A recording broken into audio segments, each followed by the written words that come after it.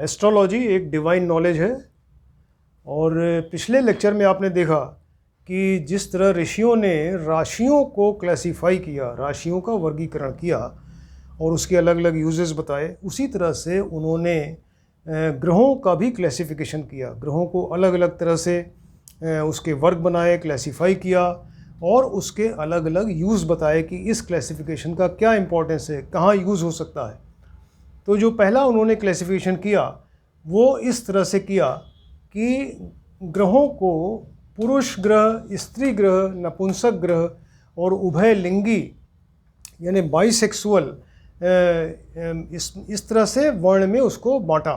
तो पुरुष ग्रह जो है वो सूर्य, मंगल और गुरु बताए, स्त्री ग्रह चंद्र, शुक्र और राहु, और नपुंसक ग्रह बुध और शनि, और उभयलिंगी यानी बाइसेक्सुअल केतु को बताया। अब इसकी इम्पोर्टेंस जो है वो इस तरह से उन्होंने बताया कि जन्म कुंडली में जिस समय व्यक्ति ने जन्म लिया तो उस समय कुंडली में जो ग्रह बलवान होगा, जो स्ट्रांग होगा, सूर्य, मंगल, गुरु, चंद्र ये आदि जो भी ग्रह अगर बलवान होगा तो उस ग्रह के अनुसार उसका नेचर होगा, उसका स्वभाव होगा, उसका गुण होगा, स्वभाव उसका बिहेवियर, मेंटल एटीट्यूड, उसका कैरेक्टर, ये सारी चीज़ें सब डिपेंड करेंगी कि कौन सा ग्रह उसमें सबसे ज़्यादा बलवान है। अब सपोज़ अगर पुरुष ग्रह बलवान है, सूर्य, मंगल, गुरु में से कोई ग्रह बलवान है या एक से ज़्यादा ग्रह बलवान है, तो व्यक्ति जो है वो उसमें पुरुष वाले गुण यानी वो आक्रामक स्वभाव का और साहसी, निडर और समय पड़ने पर लड़ भी सकता है और उसको क्रोध ज़्यादा आता होगा, और उसके अंदर एक एडमिनिस्ट्रेशन वाली चीज़, जो एक एडमिनिस्ट्रेटिव जो कैपेबिलिटी रहती है पुरुष में, तो वो भी उसके अंदर मिलेगी आपको। और अगर सपोज़ स्त्री ग्रह बलवान है तो व्यक्ति जो है वो बहुत ही नम्र स्वभाव का, उदार, मृदु और अच्छी वाणी बोलने वाला, जो सुनने में अच्छी लगे, और परोपकारी होगा, दूसरों की सेवा करेगा। एक उसका सेंसिटिव नेचर होगा, बहुत ही संवेदनशील नेचर होगा, जो स्त्रियों की एक क्वालिटी है। तो ये सारी चीज़ें रहेंगी अगर चंद्र, शुक्र, राहु सबसे ज़्यादा बलवान है। नपुंसक ग्रह जो है बुध और शनि हैं, उभयलिंगी केतु, ये इनका जो है वो डिपेंड करेगा कि इनके ऊपर किस ग्रहों का प्रभाव है। अब बुध, शनि और केतु के ऊपर जिस ग्रह का प्रभाव ज़्यादा होगा तो उसके अनुसार व्यक्ति का स्वभाव और उसके गुण होंगे। नपुंसक ग्रह के बारे में आपको पहले बता चुके हैं कि बुध और शनि जो है अगर 7th हाउस पे बैठ जाएं या दृष्टि दें तो व्यक्ति जो है वो नपुंसक हो सकता है, नपुंसकता की तरफ बढ़ता है। और इसके अलावा एक चीज़ और ये है कि 5th हाउस कुंडली में अगर आप देखें, 5वां घर हमने आपको बताया था पहले कि 5th हाउस जो है वो संतान का घर होता है। तो उस संतान के घर पर यदि पुरुष ग्रह बैठ जाए या उसकी दृष्टि हो जाए तो उस व्यक्ति का पुत्र होगा। इसको आप कहीं भी आजमा सकते हैं किसी भी कुंडली में कि अगर 5th हाउस पर सूर्य, मंगल, गुरु की दृष्टि हो या बैठ जाए तो उसके डेफिनेट पुत्र होगा। अगर स्त्री ग्रह की दृष्टि है या बैठ जाएंगे तो वहाँ पर वो कन्या होगी। इस तरीके से आप इसकी इम्पोर्टेंस बताई ऋषियों ने, और कितने बढ़िया तरीके से उन्होंने इसको क्लासीफाई किया और आपको बताया। एक जो सेकंड क्लासिफिकेशन उन्होंने किया ग्रहों का, तो उन्होंने देखिए क्षत्रिय ग्रह, वैश्य, ब्राह्मण और शूद्र जाति में बांटा। यानी ग्रहों को क्षत्रिय ग्रह की संज्ञा, वैश्य, ब्राह्मण और शूद्र इन 4 पार्ट्स में डिवाइड किया। तो क्षत्रिय ग्रह जो है वो सूर्य और मंगल, वैश्य चंद्र और बुध, ब्राह्मण जो है गुरु और शुक्र, और शूद्र जो है वो शनि है। तो जन्म कुंडली में जिस समय व्यक्ति ने जन्म लिया तो जन्म कुंडली में अगर आप देखें तो अगर ये जो ग्रह बलवान होगा उसके अनुसार उसका इंटरेस्ट होगा, उसको आजीविका अपनी कमाने में या उस फील्ड में काम करने में उसको इंटरेस्ट होगा।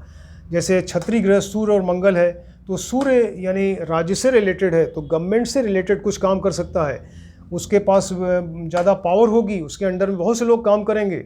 मंगल है तो साहसी, पराक्रमी, ऐसा कुछ काम करेगा जिसमें एडवेंचर हो, और उसके पास एडमिनिस्ट्रेशन वाली कैपेबिलिटी होगी मंगल में, पुलिस फोर्स, आर्मी में ऐसी जगह काम कर सकता है, जासूसी में काम कर सकता है। और इसके अलावा जो बहुत अच्छे सर्जन्स होते हैं मेडिकल साइड में, तो उनका भी मंगल बहुत बढ़िया होता है। तो इस तरह से आप इसको देख सकते हैं। वैश्य में उन्होंने बांटा चंद्र और बुध को। अगर जन्म कुंडली में चंद्र और बुध काफ़ी स्ट्रांग है तो व्यक्ति का इंटरेस्ट जो है वो बिजनेस में रहेगा, फिर वो सर्विस की तरफ उसका इंटरेस्ट जाएगा ही नहीं, वो बिजनेस करना चाहेगा। ब्राह्मण है गुरु और शुक्र, तो देखिए ब्राह्मण में गुरु जो है वो बहुत बड़े ग्रह हैं, तो ऐसी जगह इनकी पोस्टिंग होगी, ऐसा काम करेंगे जिसमें काफ़ी बड़े आकार का बड़ी जगह पोस्टिंग होगी और बहुत ही रेस्पेक्टेबल पोस्ट इनको मिल सकती है अगर इनका गुरु बहुत बढ़िया है तो। और शुक्र जो है ऐसी जगह काम करेंगे जहाँ धन हो, क्योंकि धन के कारक हैं, भोग विलास के कारक हैं और दुनिया की सारी जितनी लग्जरीज के कारक हैं, तो ऐसी जगह काम करेंगे जहाँ बहुत ज़्यादा धन हो और जहाँ पर मनोरंजन की जगह हो, ऐसी जगह काम करेंगे शुक्र। और शूद्र जो है वो शनि, उनको सेवक का दर्जा दिया गया, तो ये सेवक का मतलब सेवा करने वाले, तो ज़्यादातर ये शनि जिनका स्ट्रांग होगा तो वो लोग सर्विस की तरफ इनकी रुचि रहती है। और शनि आपको बताया था दांतों के भी कारक हैं, टीथ के कारक हैं, तो ऐसा व्यक्ति जो है वो दांत के डॉक्टर बन सकते हैं। और अगर शनि और अच्छा है तो व्यक्ति को डॉक्टर बना सकते हैं। सूर्य, शनि और राहु 3 ग्रह हमने बताए थे जो कि डॉक्टरी लाइन में ले जाते हैं, तो शनि अगर बहुत अच्छा है तो वो इंसान डॉक्टर बनेगा। इसके बाद ऋषियों ने ये इस तरह से क्लासिफाई किया कि ग्रहों को शुभ ग्रह, क्रूर ग्रह और अशुभ या पापी ग्रह में डिवाइड किया। अब शुभ ग्रह जो उन्होंने बताए तो गुरु, शुक्र, बुध और चंद्र, ये कहा कि आउट ऑफ 9 प्लैनेट्स ये 4 ग्रह जो हैं वो शुभ ग्रह माने जाते हैं। उसमें गुरु जो है वो सबसे ज़्यादा शुभ ग्रह है। गुरु को इतना शुभता प्राप्त है कि अगर वो कुंडली में कोई भी दोष हो और गुरु की अगर वहाँ दृष्टि पड़ रही है तो उस दोष का निवारण करने की क्षमता गुरु में है। इनकी दृष्टि बिल्कुल अमृत समान बताई गई है और ये कुंडली के तमाम दोषों को दूर करने की क्षमता इनके अंदर है। अगर गुरु बढ़िया होके और केंद्र में बैठा हुआ है तो वो उस कुंडली के तमाम दोषों को दूर कर देगा। तो गुरु सबसे ज़्यादा शुभ ग्रह बताए गए, उसके बाद शुक्र, उसके बाद बुध और फिर चंद्रमा। बुध जो है ये अगर कुंडली में अकेले बैठे हों या किसी शुभ ग्रह के साथ हों तो वो अच्छा फल देते हैं, बहुत शुभ फल देंगे, लेकिन अगर पाप ग्रह के साथ होंगे तो वो पाप फल ही देंगे। और चंद्रमा, ये डिपेंड करेगा कि चंद्रमा कुंडली में किस जगह बैठा है, किस हाउस में है, किस राशि में है। अगर वो अपनी स्वराशि, मूल त्रिकोण या उच्च राशि में बैठा हो और केंद्र या त्रिकोण में बैठा हो तो बहुत बढ़िया फल देगा। इसके अलावा उसको पक्ष में बली होना चाहिए। आपको मालूम होगा कि 2 पक्ष होते हैं, शुक्ल पक्ष और कृष्ण पक्ष। तो पक्ष में बली होने का मतलब यह है कि सूर्य से डिस्टेंस कितना है। तो अगर जो चंद्रमा सूर्य से मैक्सिमम डिस्टेंस यानी 180 डिग्री पे होगा तो उस समय वो पूर्णिमा का चांद होता है। और अगर चांद जो है वो बिल्कुल सूर्य के साथ बैठ जाए या उसके काफ़ी नज़दीक हो, 0 डिग्री पे हो, तो वो अमावस्या होती है।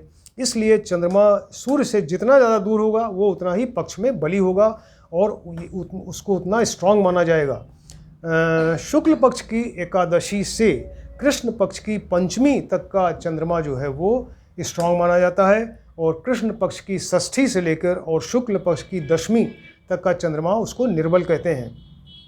इस तरह से आप शुभ ग्रह के बारे में आपको बताया।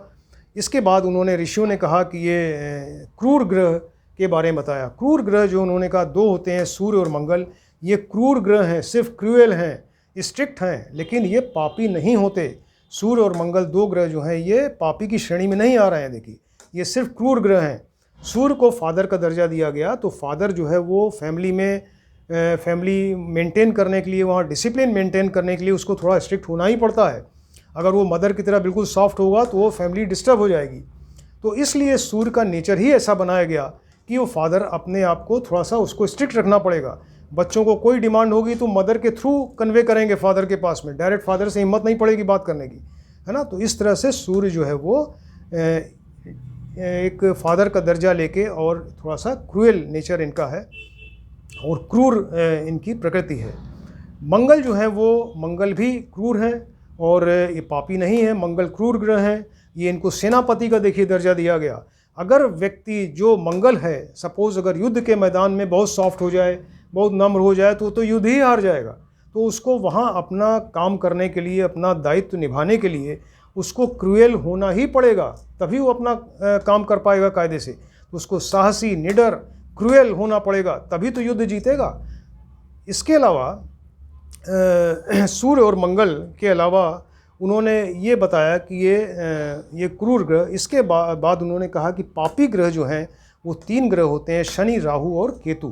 तो 3 ग्रह जो हैं ये पापी ग्रह इसलिए कहे गए कि ये ज़्यादातर अशुभ फल ही देते हैं।